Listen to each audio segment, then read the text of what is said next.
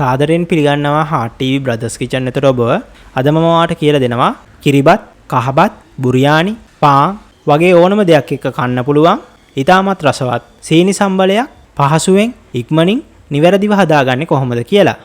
අද මම මේ රෙසිපි එකට රටලුණු ග්‍රෑම් 500ක් අරගත්තා. මම මේ රටලුණු ටික සෝදලා පිරිසුදු කරගෙන තියෙන්නේ. රටලුණු ගෙඩි මෙන්න මේ ආකාරයට කපා ගන්න පුළුවන්. මෙන්න මේ වගේ දිගාතට කෙලින් කපා ගන්න. මේක වෙන් වෙන්න කපා ගන්න නැහැ, භාගයක් වගේ තමයි ගහගන්නේ. ඊළඟට අනිත් අතටත් ඒ විදිහටම කපා ගන්න.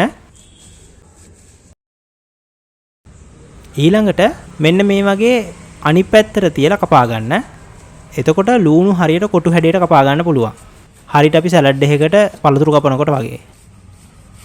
ඊළඟට මැටි හට්ටියක් ලිපේ තියාගෙන ලිප ඔන් කරගෙන මම මේකට පොල් තෙල් මේසය හැඳි 4ක් එකතු කරගන්නවා. මෙතෙන්දි පොල් තෙල් වෙනුවට ඔයාලට ඕනම තෙල් වර්ගයක් භාවිතා කරන්න පුළුවන්. තෙල් ටික හොඳට රත් වෙනකොට කරපිංචා කොළ 7-8ක් එකතු කරගන්න. ඊළඟට තලාගත්ත එනසල් කරල් දෙකක් එකතු කරගන්න. එනසල් කරල් එකතු කරගෙන ටික වෙලාවක් බැදෙනකොට එනසල් වල සුවඳ එනවා. අන්න ඒ වෙනකන් ටිකක් තියාගන්න.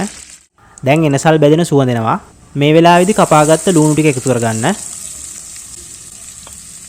ලුණු එකතු කරගෙන මේ විදිහට සැරෙන් සැරේ කවලම් කරන ගමන් තෙලෙන් තැම්බෙන්න දෙන්න.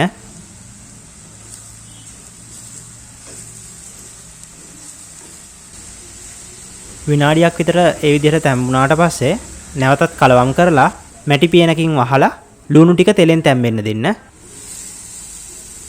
ලුණු ටික හොඳට තැම්බෙන තෙක් සැරෙන් සැරේ මේ විදිහට කලවම් කරන්න.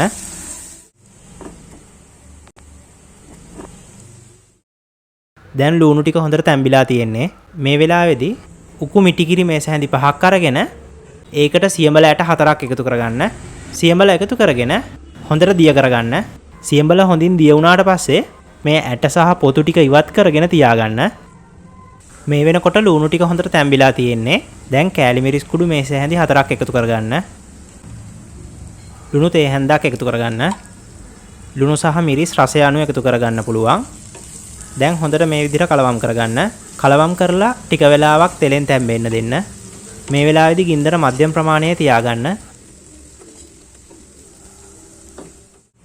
ලුණු මෙන්න මේ වගේ හොඳට තැම්බෙන තෙක් සැරෙන් සැරේ කලවම් කරගන්න. දැන් ලුණු ටික හොඳට තැම්බිලා තියෙන්නේ. දැන් කලින් හදාගත්ත සියඹල මිශ්‍රණයෙන් ටික ටික එකතු කරන ගමන් හොඳට කලවම් කරගන්න. මේ සියඹල මිශ්‍රණය අඩුවෙන් දාන්නත් එපා. අඩු වුණොතින් වියලි ගතිය එන්න පුළුවන්. වැඩි කරගන්නත් එපා. වැඩි වුණොතින් තෙත ගතිය වැඩි වෙනවා. ඒ නිසා ටික ටික එකතු කරගන්න ගමන් කලවම් කරන්න. මට ටිකක් ලුණු මදි වගේ. ඒ නිසා මම තව ලුණු තේ හැන්දක් එකතු කරගත්තා. මේ වෙලාවේදී ලුණු සහ මිරිස් මදි නම් රසය අනුව එකතු කරගන්න පුළුවන්. දැන් ලුණු ටික හොඳට තැම්බිලා තියෙන්නේ.